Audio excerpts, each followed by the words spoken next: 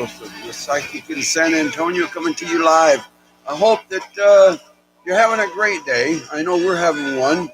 I started yesterday and wound up having to stop my broadcast. I got a phone call right as we were getting started, and it wasn't good news. My elderly aunt, Rafina, the one I interviewed the other day, was being rushed to the hospital. And I was there with her till about 10 o'clock last night. Apparently, they thought she was having a heart attack at the nursing home, but it turns out that she's giving them a hard time about taking her medication, and she had fluid buildup in her body and around her heart. So they gave her some Lasix and stuff to drain the liquid, and she was low in potassium. So this morning she was back at the nursing home. So I asked for your prayers, and this thing would not turn off. I'm sorry. So anyway, welcome aboard. Let's see if we can make this a great show today. Let's have prayers for anybody out there that might be in the hospital, ill in any way.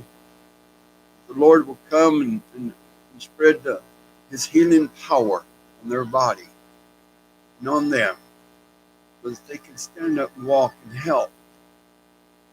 So if you got bad news today, may the Lord bless you and help you overcome it. Keep your faith in the Lord, and things will work out. I know so many times I've had run-ins with death. I don't know, like I said before, I guess God says, don't bring that nasty thing up here. Bring them up here and send them back.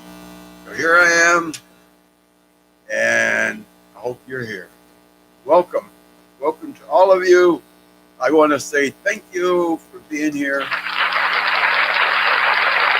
My applause to you. Let's get started.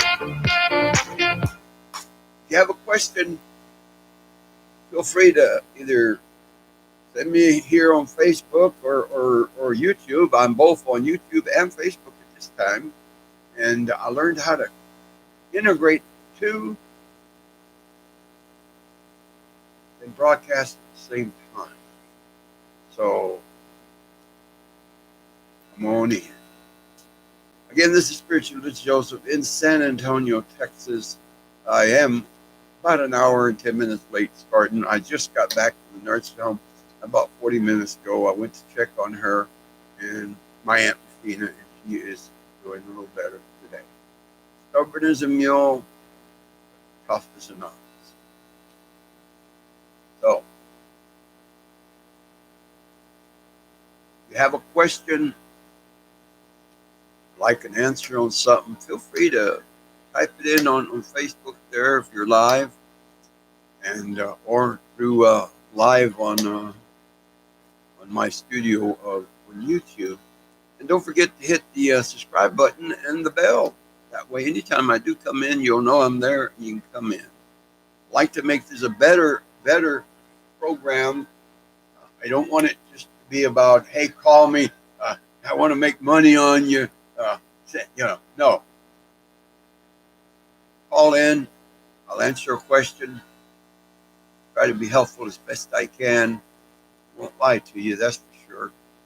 But I'm going to be, as always, telling you a story of something that may have happened along the way. Possibly a story of my childhood and a story of my young adult age, or now that I'm older. And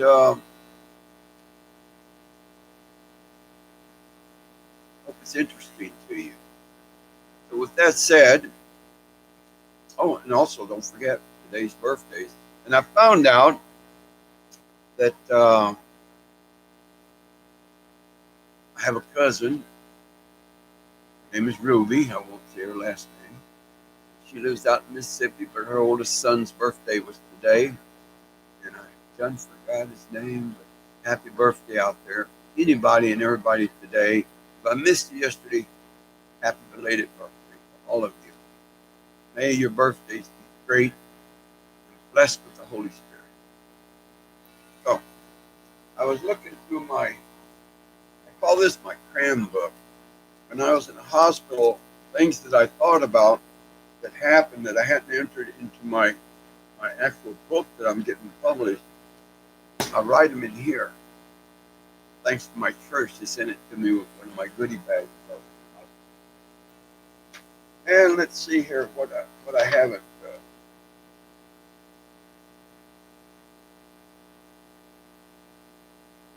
Talked about.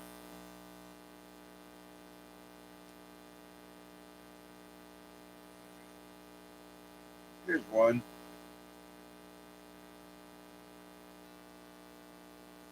Yeah, this one's going to be for my childhood. Might be boring to some of you. I hope not. I'm not going to read it off here. I'm going to do it by memory. And, hopefully that's a pretty good memory.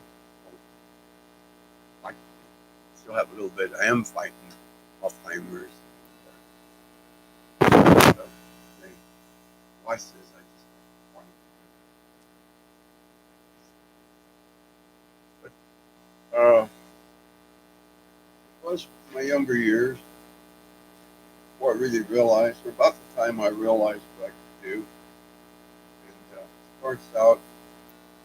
I'm going to tell you a couple of them. If I ever repeat one, give me.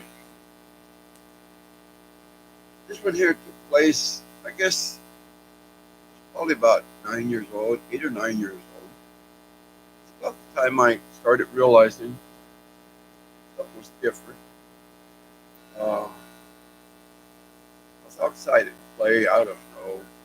Back then, 9, 10 years old, we had dad and mom would buy us Tonka trucks, and then we're out there laying pipe, even though there's sticks with big holes, lay them in. Okay, we're good and all this. But I was out there doing something.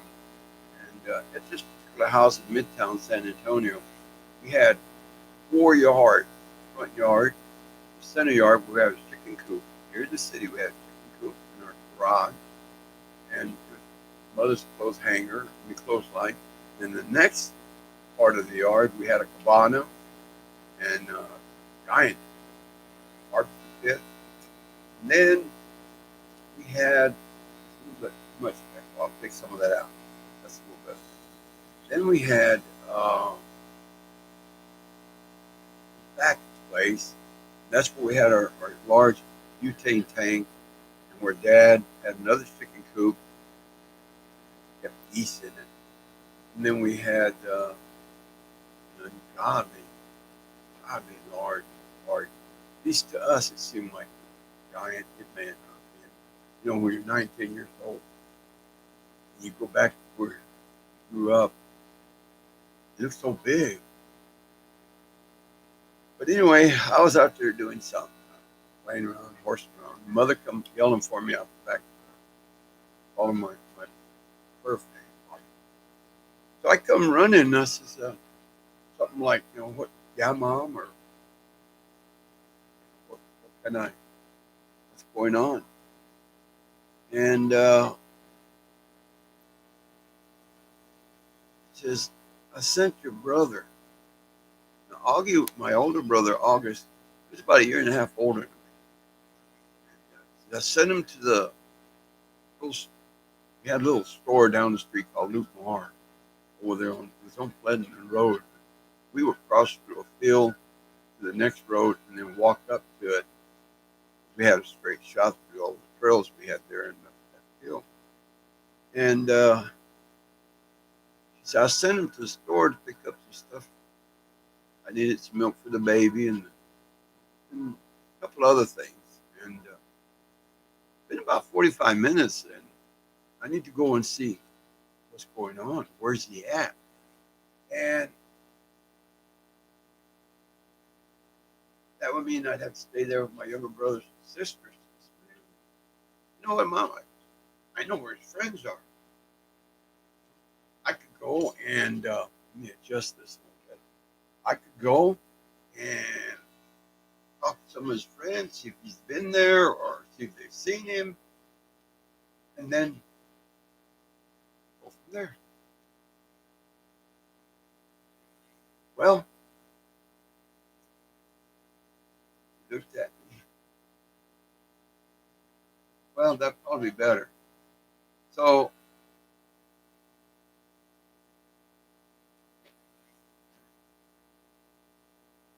she said, "Oh, something like, if you go, I want you to come right back because I don't want both of you to be gone, and not know where you're at. So I'll go straight across the field, the side street behind Robin's Refrigeration, go up that street to Luke Mark. But I bet he's there at Robin's playing with, I forget the boy's name there, our friend, I think it's James. Uh, I'll go look. I'll call you if there's a problem. We didn't have a phone, but the neighbor did. I could give him a message. He'd run over and tell my mother. So I took off, and I'm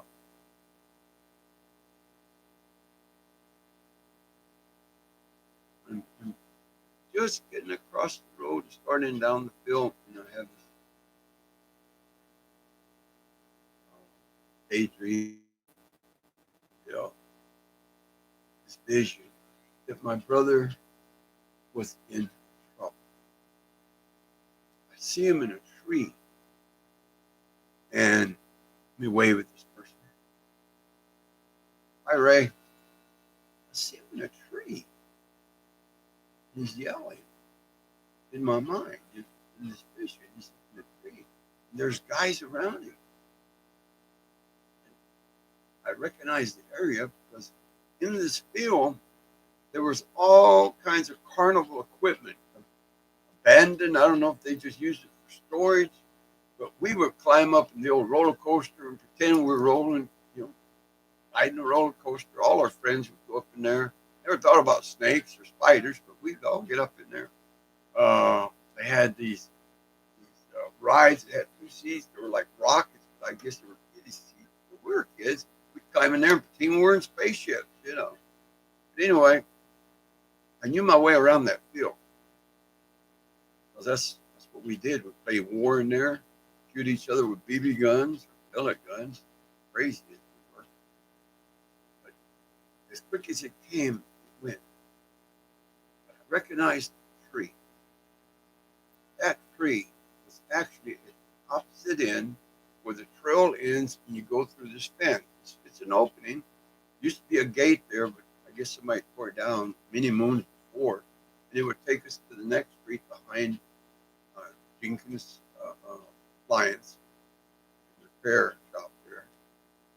So I start walking that way, and here's older boys or teenagers, older than us. You can tell the picture of boys. Not quite a man, not quite kid anymore. And they're yelling at him, come down. They wanted the groceries he had. He said, no, I'm not coming down, or leave me alone, or something like that. They told each other, well, one of us going to have to and get him down, get that stuff away from him. Give us that stuff and you can go.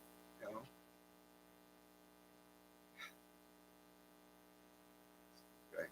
I made my way to the tall weeds, old Johnson grass, and sunseed flowers, sunflower plant stalks drying out in the fall already. And I see them through there. There's 3 of them.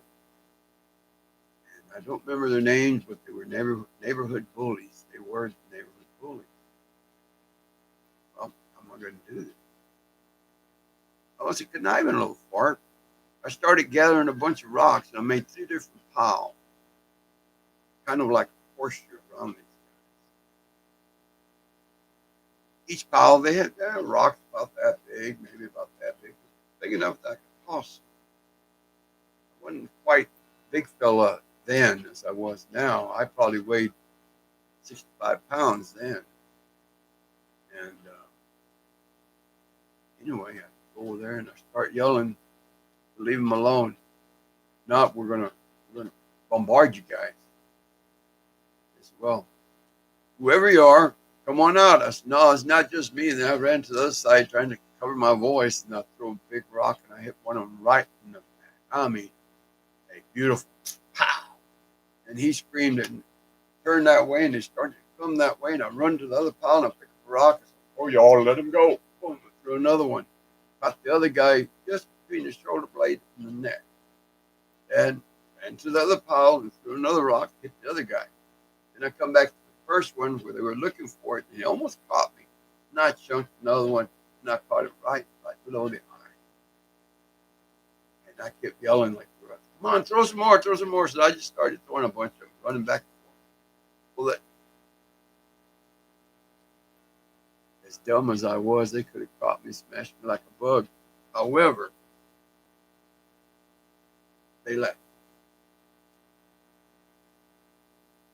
I ran over there and, brother, it's me, Bobby. Why don't you come down from the feet? You know, I'd have thought he'd been thankful. Why'd you do that? I had it under control. Had it under control. It looked like the one at the groceries you got from Mom. What they wanted was he had picked up some hamburger meat, bread, some pet milk for the baby. Because back then, mother used pet milk for formula. I don't even think they had formula. But he come down. He was pissed at me for interfering. It wasn't that. It's that little brother helps big brother. But the point is, as I stepped into the field, I saw what was going on. Was it 100% clear? No. Something was telling me that I was fixing to walk in.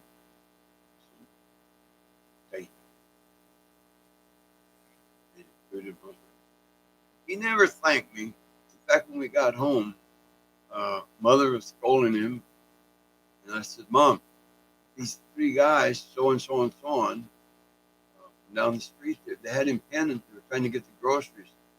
He reached over and kneed me on the leg. I looked at him and says, well, I had it under control, Mom.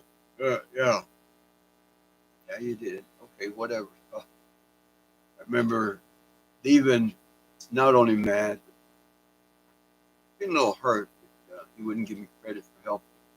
But you know what? That's okay. I miss the old part now. He passed away about 5 years ago. He was an irritable person. He has some beautiful kids. They keep in touch with me. They call me Uncle Bud. Love every one of them. So that was when I was between 8 and 10. I don't remember the exact date. That's one of the incidents I remember. So with that said, welcome to all of you that have come in and joined in on the show. I hope that if you have a question, you'll feel free to type it in on the screen there, and I'll answer it if you like, or email me, and I'll send you an answer on email. Or if you want to call 607-7319, I'm glad to answer you there on the phone. I don't have a Watts line or 800 number. I'm just small fry right now. But with your help, maybe I can have 10 lines. You take all kinds of calls, answer a bunch of it at the same time. One thing I won't do is lie to you just to get you to call. I can't read or answer you. I'd rather tell you, hey, I'm not picking up. I can't give you an answer at this time, but kind of like those computers. Try again later. But I'd rather be honest than to lie to you. I'd rather make $1 from you than have you give me $300 to tell you some line of bullshit. And that's not French, that's English. That's what it is. I have, and I don't call my clients, I call them my followers. The ones that continuously come to see me or call me. It may be a year. Matter of fact, last week I had a call from a gentleman that used to see me at the other house where he used to live before the tornado tore it all to hell. And he said, I've been looking for you. You don't have your website anymore. I said, well, I'm all over the internet. He said, yeah. Same number. He said, I know. I really did think he still had the same number. I just thought I'd dialed it. But anyway, the gentleman is from Seguin, and he was telling me about some of the stuff that I shared with him, how I came through and played out pretty well. Didn't happen exactly right then at that moment, but it did happen. It did play out. So he wanted to come see me. I told him I was under the weather and wasn't quite sure what I had. So I'd rather him not come see me in person, but we could talk on the phone, and he wanted to send me something for my time. I guess he was happy because I got a bag with money in it today. I had to call for a forklift to pick it up, bring it in. No. He sent me a couple dollars. Hey, if you're out there, Mr. Seguin, I will not share his name. One thing I will not do is say your name. Now, of course, if you come on the page here like Miss Ray did, everybody's seeing your names. Say hello. Get a hold of April and let her come aboard. Let's make it a party. The thing about being a psychic or clairvoyant is scary when you're a kid. And if I told this story before, please forgive me. I don't mean to repeat myself, but yeah, repeat myself. What? You think it's funny?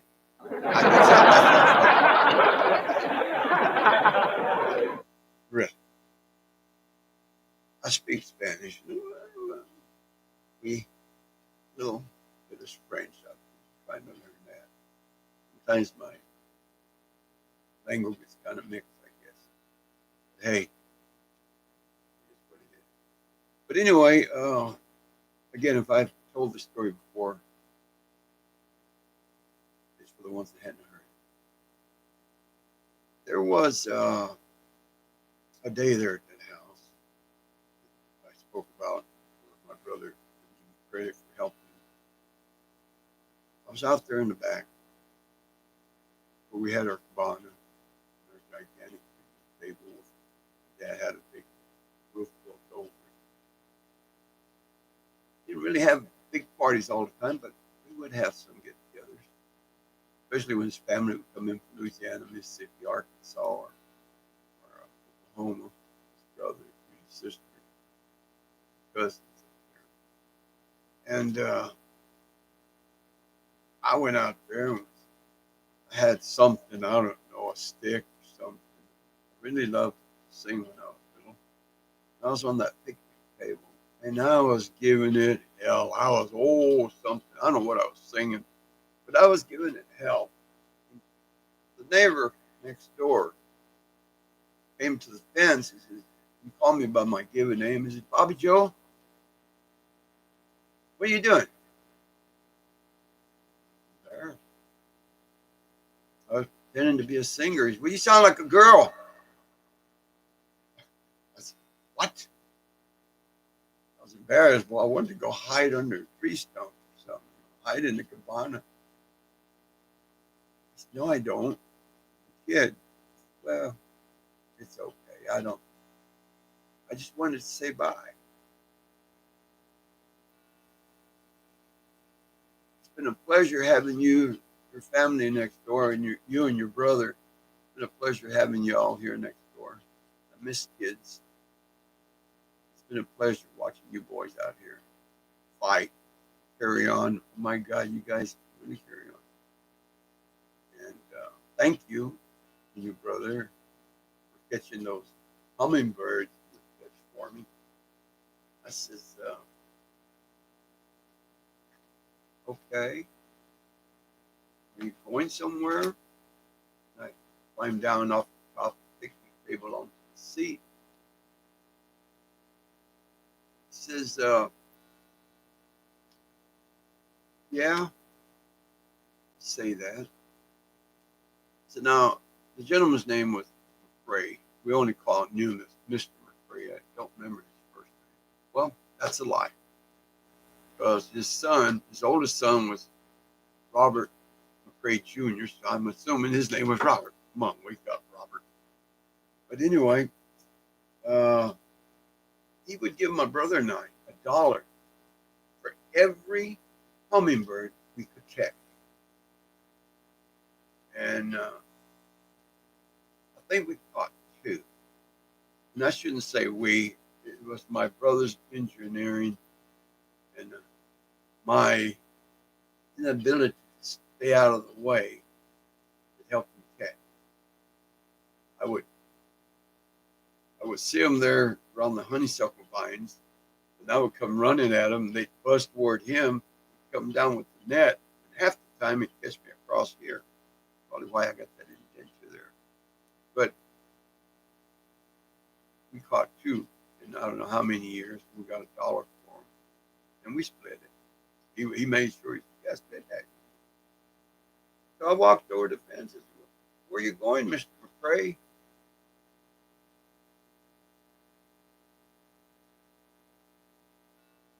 He says, "I'm already talking."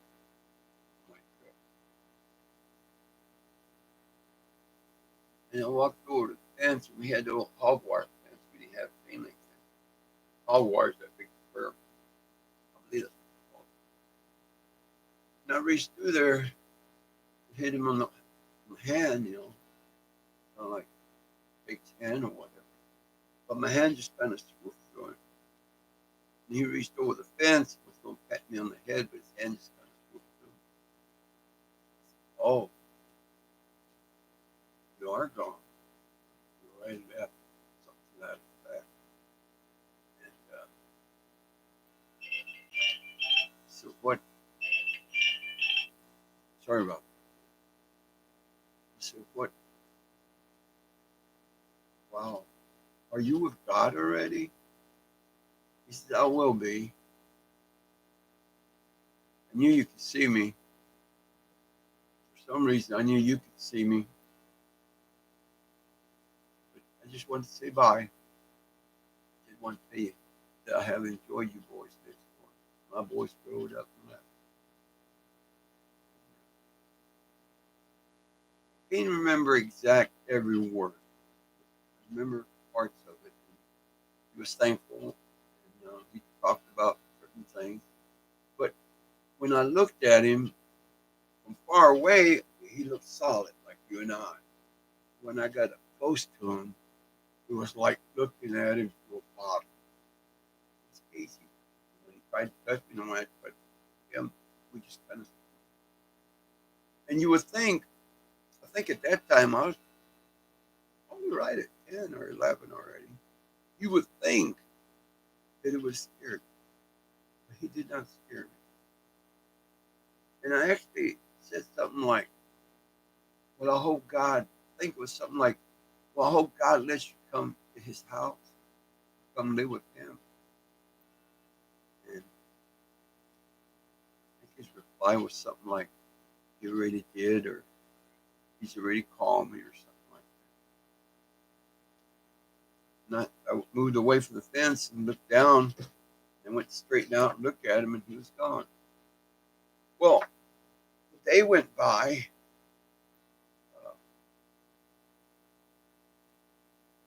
I guess it was about 7, 8 o'clock. Father come home from work. Mother got all of his kids situated. We had our supper, and we're sitting around watching television. Ain't no telling, probably Gunsmoke or Batman or whatever was on the set back then at that time. My dad loved his westerns, and we did too. I learned a lot from those western movies. Not the bad guys, but the good guys. Paid attention to learn some things from them. But anyway, we heard the ungodliest noise. I mean, it was never heard nothing like it. Just it sounded like a spaceship coming in. Dad comes up and he says, "What in the living hell or God's name is that noise?" So we all ran to the first. It was my dad. My dad was like a teenager. I think he was in the late 20s, early 30s. And actually early 30s. He's opening that door. He's running out. Mother's behind him. And here we are, the 8 of us, is. I think there was 8 of us then. May have been 7, but we're all behind him.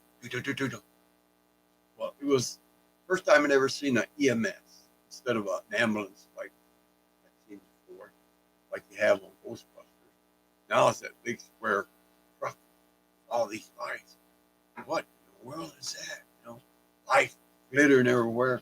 My dad really thought a spaceship gonna landed on the road. And Mom said, no, it's some kind of ambulance or something like that. We ran out there by the rambler wagon that my dad had, and we stood there. She said, boys, I'll stay right here. Don't be running over there. The mother walked over and she saw Mr. McRae standing there crying. And McRae Jr., Robert, was standing there. And actually, Robert III, his son, was standing out there. He walked over, and mother walked over and said, Mr. McRae, what happened? He says, well, I had doctor's appointment. And hope I didn't lose you all there. I had doctor's appointments, so I've been gone most of the day. And Robert went and picked me up and brought me home. And Mr. McRae was in his easy chair watching the ball game. And he does not like me to bother him when he's watching his ball game. And I said hi, and he never lifted up his head. Said, no. Something like, I know better than saying anything while he's watching the game because it becomes a real bear. But he never answered me, and I never thought to check him. I went in and got supper ready, and first cleaned up, and then got supper ready. And I went back, and he still sat in his chair. And I walked over there and said, are you okay? I looked over and said, he's taking a nap. I'll leave him alone. Because Mr. McRae, I guess, could be pretty ugly with her. I don't. I never seen him be ugly. He was always real bright. A lot of fun. He had pigeons, homing pigeons. He was part of a group where they would send messages to each other on these pigeons. And he had chickens. We would help him feed the chickens. Sometimes they'd come over with fence. We'd catch them and come over. We had a good time with the old gentleman. But the thing is, he passed during the time she was gone. I think they said he passed away around based on the rigor mortis, whatever it said. He'd had a massive heart attack. There was nobody there to help him.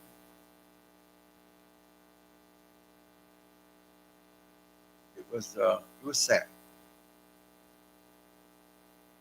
I turned and looked at Mom. Oh yeah, he came and said bye.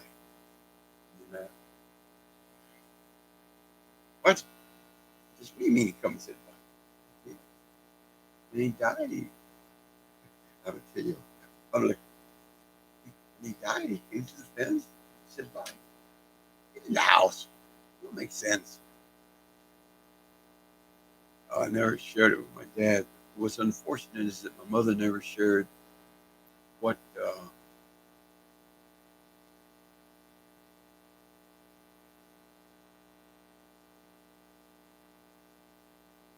she knew of what her family did. And that was unfair.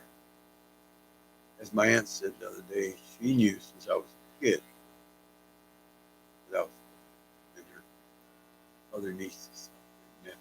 She knew.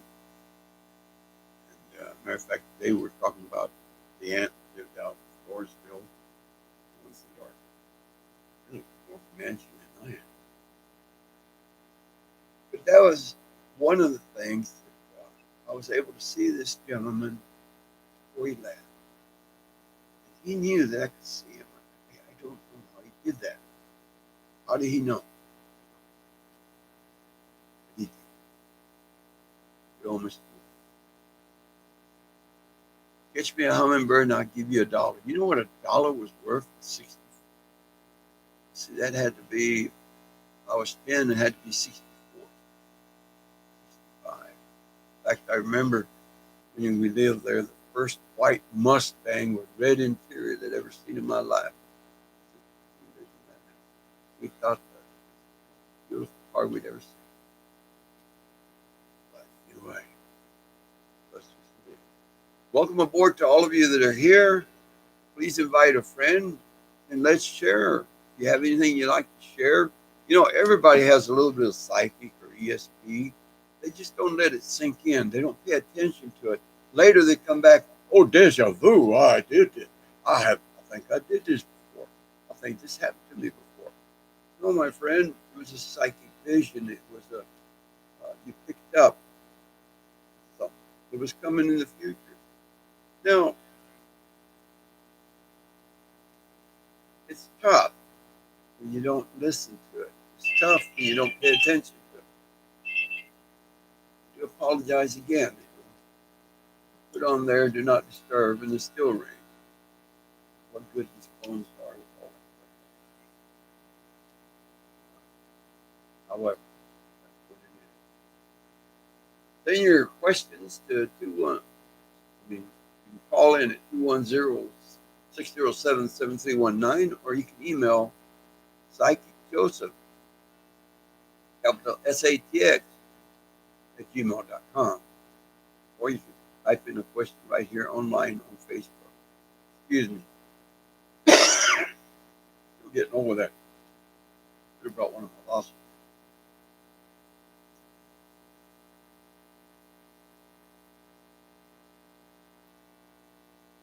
I'm going to share this song with y'all. It's a beautiful song, and my brother from Houston was here. I believe it was Monday. He brought me some deer meat. Of course, I had to cut it up. I'll bring you the meat.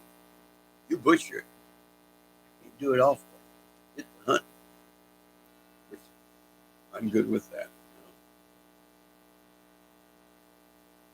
I'm going to share this song. The gentleman wrote it before he died. It took a couple of years for it to come out. But it's an awesome song. So come at my canvas, evening real life, with just one stroke from. Here we go. Take a listen to this. When I was just a young boy, my father said to me, spend some time on my front porch, wonder you can see. So come at my canvas, he painted for you and I. With just one stroke from his hands, he made the earth and sky. On God's front porch is where I want to be. Thankful for the life I've been, all He's given to me. On God's front porch is where I want to stay. So grateful for the chance I had to live another day. You can hear the whistle of wings or watch an eagle soar. See the snow-capped mountain peaks right outside your door. When I hear the distant cry of an elk floating in the breeze, I count my many blessings to be living out and free. Every day there are flowers, just like in spring. If you listen closely, you hear God will sing. The great outdoors is the church and nature is the choir. Spend some time outside today, it will lift you high. On God's front porch is where I want to be. Thankful for the life I've been, all He's given me. On God's front porch is where I want to stay.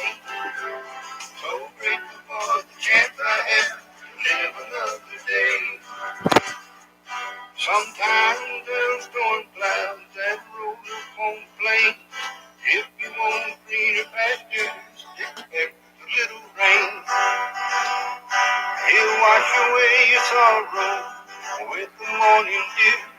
Like a gospel song on springtime morning, He'll come through for you. And when the evening sun sets, I'll bow my head in prayer and thank the Lord for His front porch and all the memories we have shared.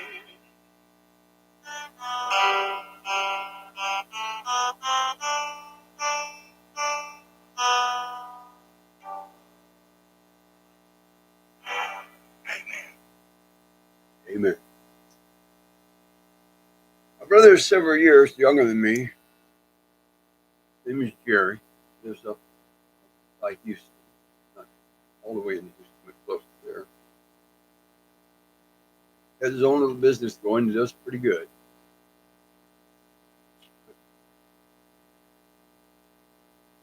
He thinks back about things that we did when he was little. He was my little uh, rag doll, I guess, when I was a teenager, early 20s.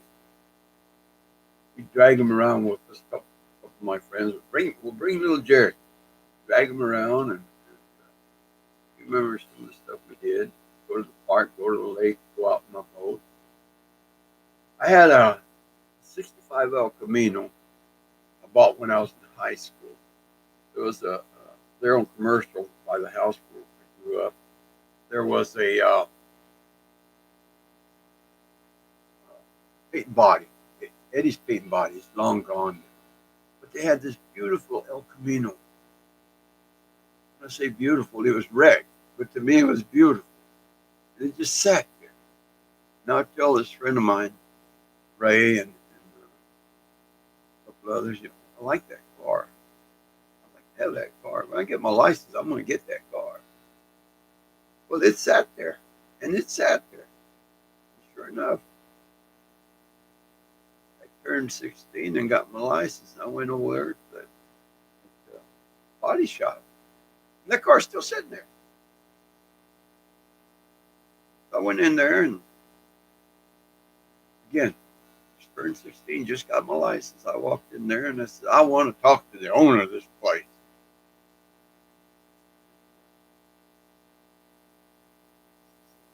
Something like, what do you need?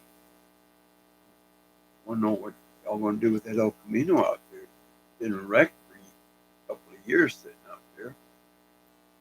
Well, the person that brought it never came up with money to fix it, but it sat here and we took it over. We took it. Storage. So we have a title to it. It needs work. So I was getting ready to have it hauled off. Why, you like it? I've been seeing myself driving that car for a long time. I live down the street. High school. He says, well, what do you think it's worth to you? I worked all my youth. I had money put away. Well, just sit there and it's wrecked and that and whatever. Tires. What's it worth to you? He was a Hispanic fellow. Then he asked me Spanish. $300. $300. You want a whole car for $300? Are you serious?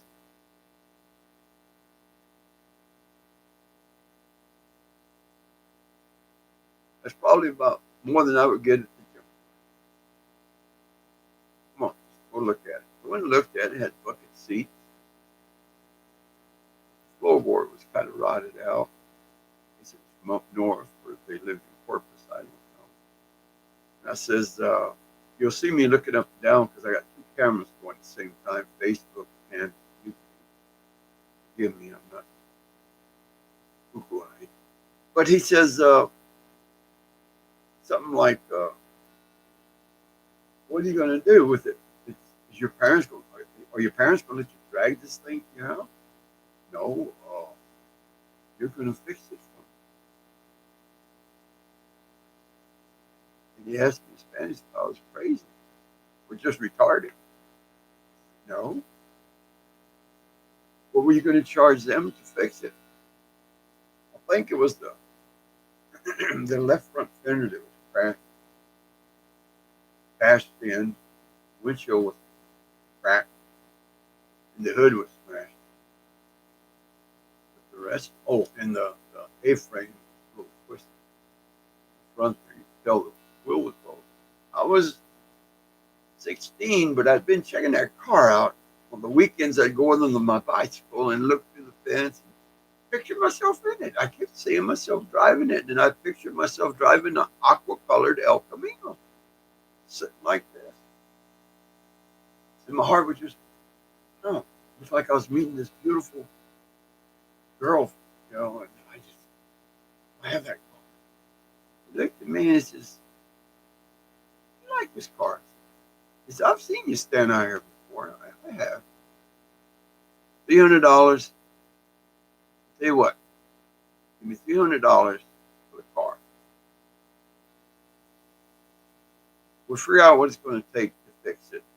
I said, I probably get you a fender for it, junkyard, and get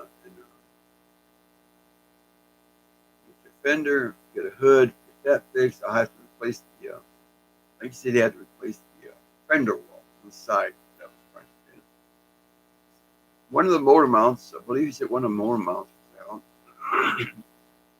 He's rattling off all the stuff we got to fix. Just wait a minute. You know of Frank Mustiapi? Yeah. Matter of fact, he's got a junkyard out there in Von Ormy. I said, interesting. He said, where are you going to take it? Well, that's who I was going to sell it to. I said, my uncle, my mother's brother. And I was just going to say, we could probably get a fender and a hood and that fender wall you're talking about. Maybe what other parts you need from him. He said, well, I'll make your list. And you call your uncle and tell him that Eddie's body, commercial, he's fixing a car for you. What kind of price can you give me? You make a deal on the parts, bring them to me, and I'll do you right. Let me show you something. Now, I hadn't told him that I kept picturing myself driving this El Camino. It was aqua colored. I don't know what it was about that. Beautiful. Oh, just come here, kid, son, or whatever. I'm in the garage, so I go in there, watch the dog, stay away from the dog. He's mean. Look at him, he's like, dog ain't no mean dog. But anyway, walked in with me. He says, come here. He got this 5-gallon automobile paint. He called his helper over there and told him in Spanish to open it up, stir it real good, and give him a little sample of it. So he brought it over there in a little cup. Took the brush out and had a piece of metal. Look at this. Painted it on there. Real nice. Just go outside. It was aqua metallic. Had little bitty flakes of metallic. Not a whole lot. But when you moved it, you could see the metallic in the paint. He says, this is acrylic metallic aqua. I ordered it for this job. This guy wanted it. I had to order it. Paid good money for it. It's been sitting there for a couple of years. I'll paint that car with it if you'll let me. Just so I can get rid of it. The guy ordered it and said, changed his mind about the color. I guess maybe the guy paid him for it. I don't know. You know what? I love that color. Oh, you do? Something to the fact. Get your uncle on the phone, talk to him, do something. Come back to me before the end of the week. Let me know what you accomplished. I run home and I called my uncle. Now, my uncle would pick me up when I was little. He called me Pablo. I'll never forget why he called me Pablo. But he would pick me up. And we'd drive around and look for cars sitting in the yard. Abandoned, set. Might be a 40 Chevrolet or a 37 Ford or a 50 Ford or something, you know, Dodge, Plymouth. Run up there and ask them, you need to get rid of that thing. But they need somebody to work. So I'd run up to the door, he'd sit in the truck, and he'd wait. Hello, my name is, I'm with my uncle, and he was wondering if you need somebody to help work on that vehicle, or would you like to get rid of it? He has a junkyard out in Summer, out on A lot of times it's, well, I just need somebody to get it out of here. He would give $50 to $100 back then. Well, it was good money. I mean, you could buy a car at a used car lot for $600 or $700 back then. And so anyway, I called my uncle and I said, "Hey, do you know a guy named Eddie over here by my house? It's Eddie's. His shop is Eddie's Body or something like that." And he called him by his full name. "Yeah, I know that thief. Why?" I said, "Well, he's got this El Camino." "Yeah, he keeps telling me he's going to sell it to me, but he keeps changing his mind." I talked to him the other day, and he said he had a buyer for it. Some little snot-nosed kid tried to tell him I was his uncle. And I got what you need, but here's the deal. Go ahead and get your little white butt down here and take it off. Whatever you need, right here, take it off. "Yeah, but how much are you going to charge me?" "I'm going to charge you a dime. Just promise to come out and help me out here sometime, pull parts or something." "Are you serious?" "I'm serious as a heart attack. You come out, take it off, and I'll deliver it. You already gave me a list of things, so when you come out, I'll get Chewy." That was his help. "I'll get Chewy to give you a hand wherever you need it. But I have an El Camino 65 out here. It's hit from the back on the driver's side, fender wall, back side. What you need is in the front. And it's got a good windshield. So we're going to pull the windshield for you. I'm going to deliver that with the rest of it. You just got to promise me you'll come out and do some work. I know you will." May not be in those exact words, but that's basically the deal he made. I did. I got my mother to take me out there and drop me off bright and early once that next Saturday morning. First, I called Eddie and told him. He said, "I know. I already talked to Francisco. We talked to your uncle. You're making out like a fat cat on me. I'm not going to charge you for the paint because your uncle does a lot of stuff for me. And I need vendors and stuff. He gives me good prices so I can make money. Paint's free. Here's the deal.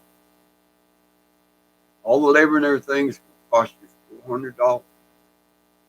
I have to have that $400 in my hand with $300, well, $250 for the car. I need $650. I'll give you the title.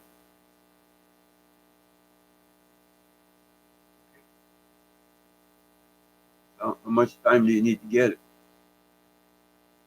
I already have it saved up. I've been saving up to buy this car.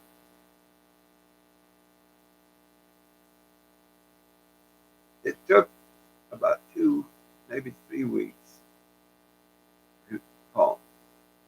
I need you to come up. Made it clear to me in the meantime, I don't want you every day getting in my way. I'm going to work on it on my time. It's ready. They call the house. Told my mother who he was. Mother went to my bedroom.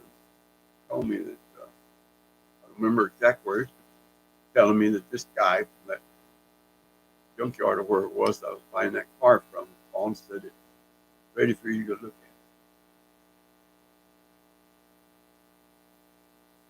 at. Okay. Take me? No. Right bike? No.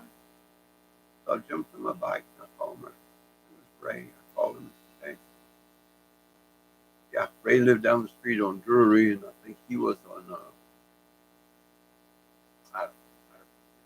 he was just a couple of streets down from it. So we met there. We went in. Here's your keys. And then started to, if you know anything about engines, it had a 283 V8, small engine. Twin exhaust on it. I cranked it up. Had a reduced setup on it. Arr. Give it the cat. Arr. He says, ain't much power to it. It's 283. But,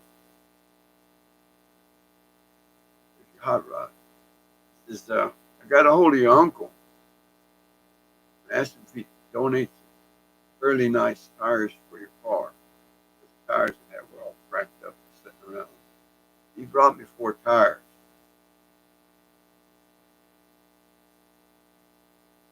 Got some good tires on there.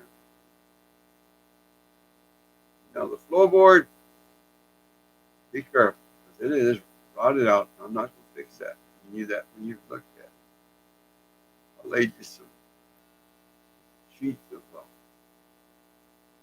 boards in there to keep your feet from going through it.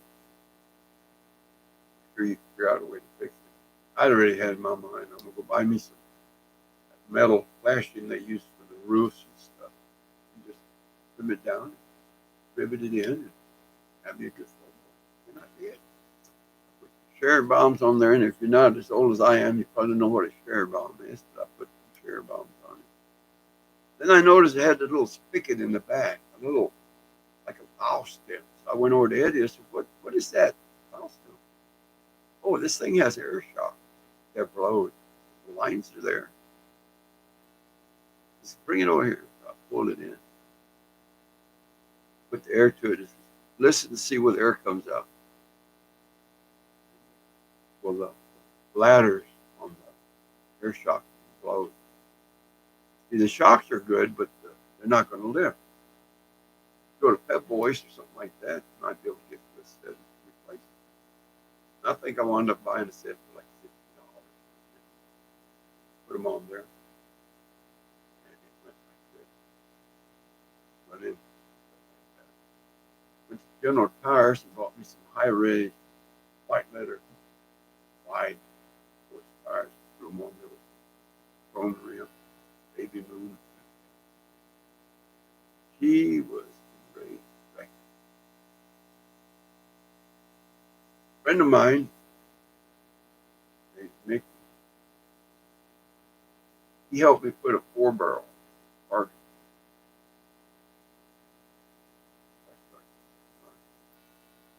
Later, this mother worked good. Changed the cabinet, souped it up. Problem was, I souped it up, but it was automatic, and I changed it to standard. No, it's standard on the column, and I changed it to door. Problem was, I souped it up and everything. It would just sit there and bounce. It had no traction. My friends' cars, they had weight. You know, it had no weight. So I figured out there was a panel in the back that I could open up and stuff it up in there, sandbags, what have you, give it a little weight in the back. Later it became my toolbox. I would just put some hinges on it, open it up, because that body was actually also a car body, Malibu. So if I pull that cover off, it was actually this floorboard well on the back.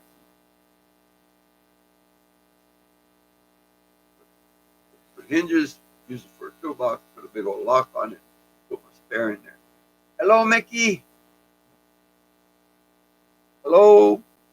Good to see you. I was just telling a story about you. Well, about Mickey. When I helped him El Camino. And anyway, that turned out to be my first hot rod. And just as I seen myself driving it when I would see it in that body shop, I was out there driving it. While Mickey and them had these, my friend Sam, they had these big old, my friend Ronnie, they had big old hot rods. I had that little Camino. It'd run and scream. It was beautiful, but it had no traction. I wouldn't be able to race anybody because it had no, couldn't grab. How y'all doing, Mickey K? Good to see you aboard. I'm telling some of my stories. Growing up, I never really shared with y'all my abilities, psyche, of my family, my mother, my grandmother, my aunt Rena, and all them had disability.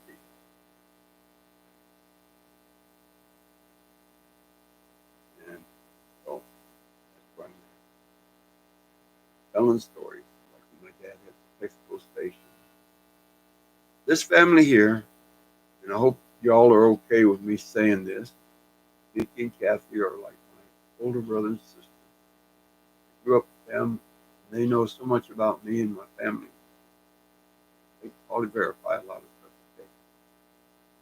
Like that park that I spoke about flooded over. I ran and Sam.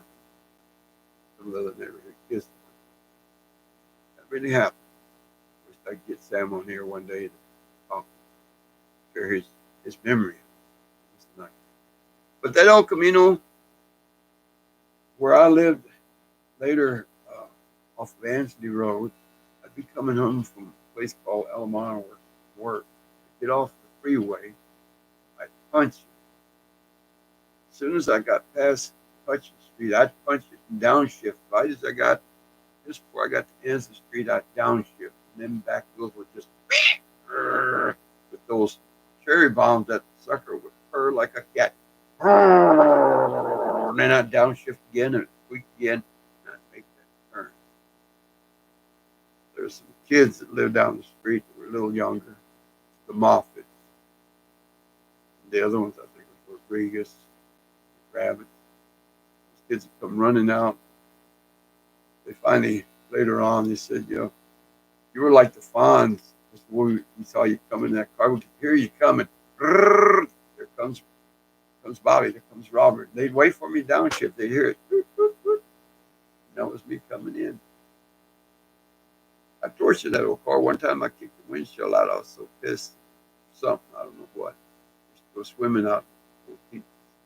Shady something. It was a dam it was a dam on a creek. And I think it was an irrigation creek. But they have a dam there, and we'd go swimming over it. Pretty cool. But once again, you're welcome to send in a question, or you can type it right in on Facebook, or you can call me at 210-607-7319. That comes right into my office. Or you can email me at psychic.joseph, capital SATX, at gmail.com, and I'll answer. Well, as I said, I have a cousin out there. Her older son's his birthday today, and I can't remember his name, and I do apologize. Bill. Bill's his name, or Billy. They live out in the Mississippi area. Cousin Ruby is my dad's sister. Birthday out there. Happy birthday to everybody that's got a birthday today. May the Lord bless you. And with that said, today is December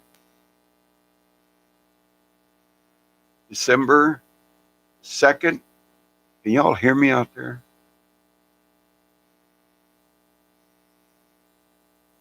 Hello? Just don't seem to have any sound coming in. How about that? There we are. Okay, that's how I can tell. I had somebody complain about the echo, but the echo lets me know. I guess I'm deaf, but it lets me know that things working. Well, let's get going here. Get some stuff out of the way. I don't care what you show. Let's see here. December the 2nd. Sagittarius is still the ruler. Happy birthday to you if you were born today. And embrace drama. Apparently, that's something that you that are born on December the 2nd, drama is your favorite thing. It says embrace it, because that's who you are. You like to dramatize. The other thing is, you may be a drama queen or a drama person, but you have the courage to go with it. Embrace that. That courage is what makes you who you are and where you go. what you do. Because if you don't have the courage to step up to the plate, you ain't going to do anything. It's a good thing if you're out there. Use that courage.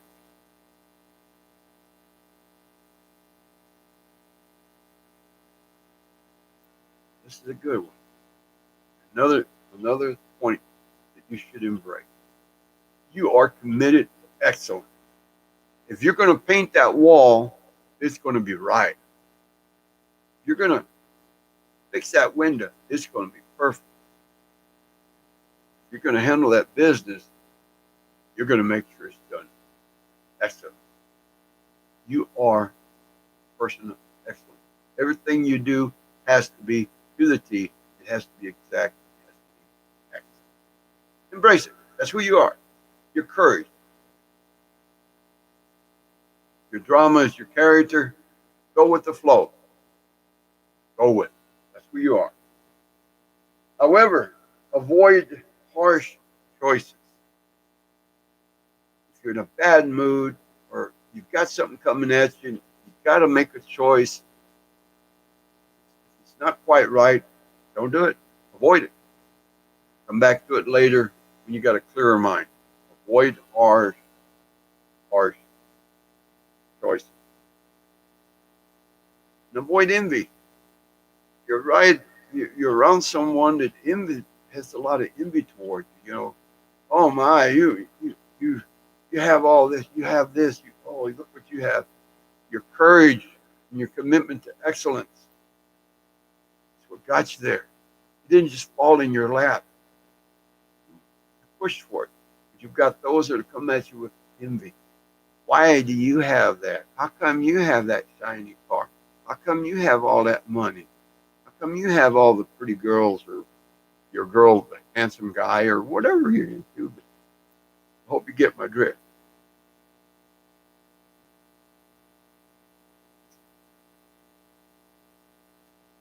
And with that, you'll avoid having a broken heart.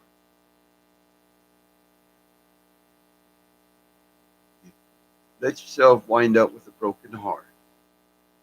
You won't be the same for a long time. So beware of your partner. Be open-minded, him or her, and them with you. Be honest, and always remember if you're in a relationship, married or not, I always tell people when you're married, you should be remembering that when you're married, it's us. It's ours. It's we. Never mine, never yours, never his, never hers. It's us. I'm thinking we ought to go on a trip. I was wondering what your feelings were about taking a trip together. I was thinking about getting rid of the car. About, hey, what do you think if we do something with the car, do something different, maybe get us a truck? There's nothing wrong with making a commitment with someone as long as you're going to make it all the way. I got 37 years with my wife. I can't say that every one of them, every year is perfect or every day, every moment. We have our ups and downs. But it's the ability to come back and say, hey, you're right, I was wrong. I was right, you were wrong. But we worked it out. Sometimes it's better to let that person do it the way they want to and find out that they should have done it my way or her way. It's just the way life works. Like my friends there, okay, they've been together, I don't know, at least a half century. You can correct me if I'm wrong, guys. They're like my brother and sister. They really are. Just so you know, if you were born December the 2nd, you were born on the same day as the symphony conductor, Sir John Bartol. And maybe he's from way back there. I don't know who he is, Bartol. And actor Stephen Barr, and opera diva Maria Paulus, and fashion designer Robert Seth, TV personality Kathy Lee Crosby, actress Julie Harrison, tennis champion Monica Seals, radio personality Howard Stern.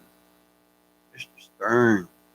Never got into his show, but I guess it was all right. He made it big. I saw a few of them. I thought he was kind of out there, but hey, whatever works for you, right? Rush Limbaugh, he what? Miss that guy.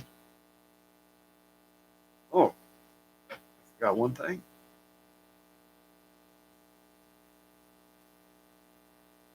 If you were born today, believe that a little luck and any dream or wish become true.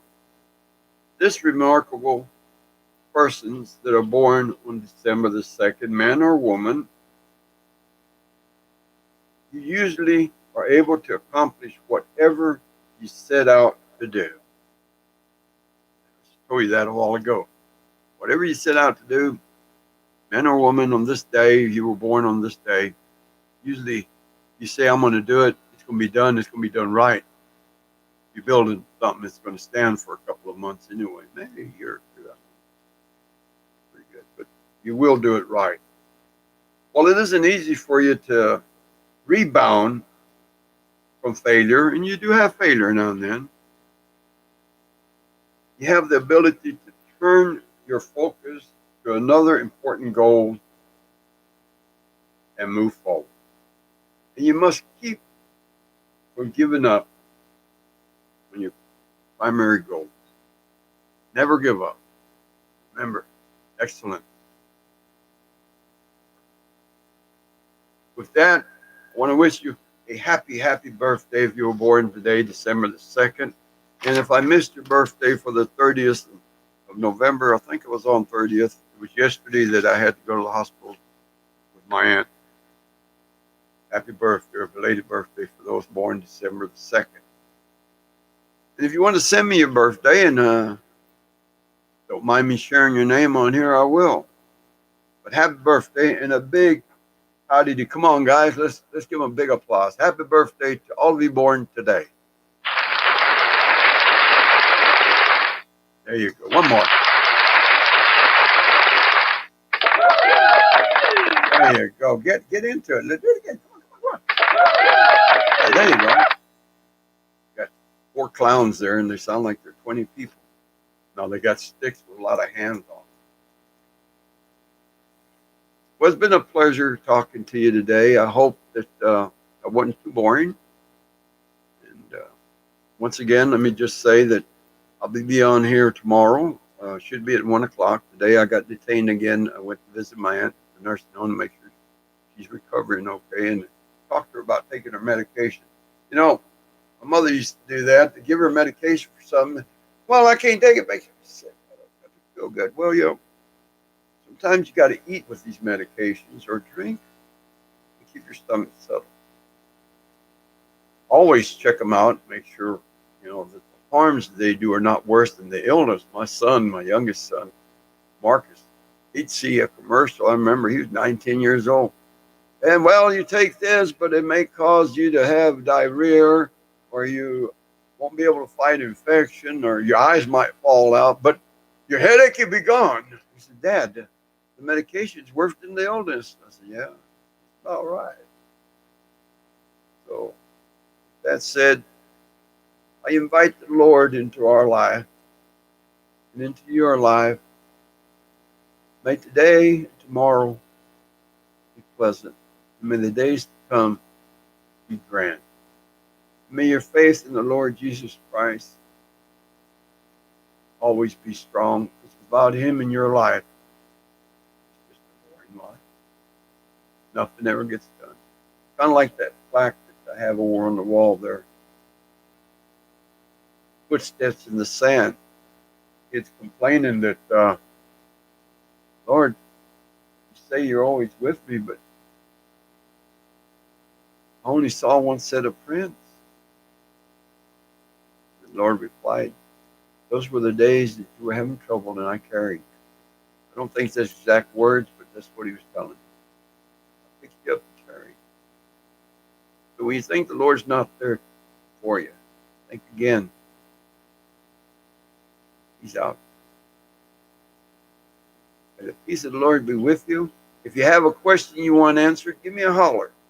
210-607-7319. If I don't answer, leave me a message. And if you want me to call you back, leave a number. Or if you want me to email you, leave me an email number.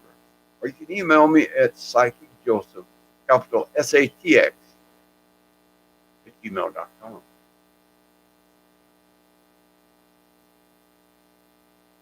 Be good, be safe, and let everything around you be part of your life. We are part of Mother Earth. Once again, till next time, I've enjoyed visiting with you.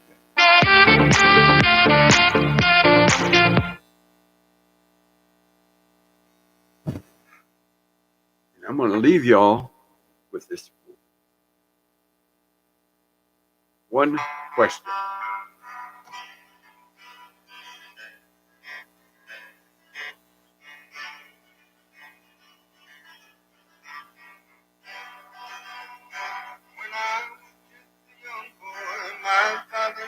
Love that song. Spend some time on my front porch, wonder you will see.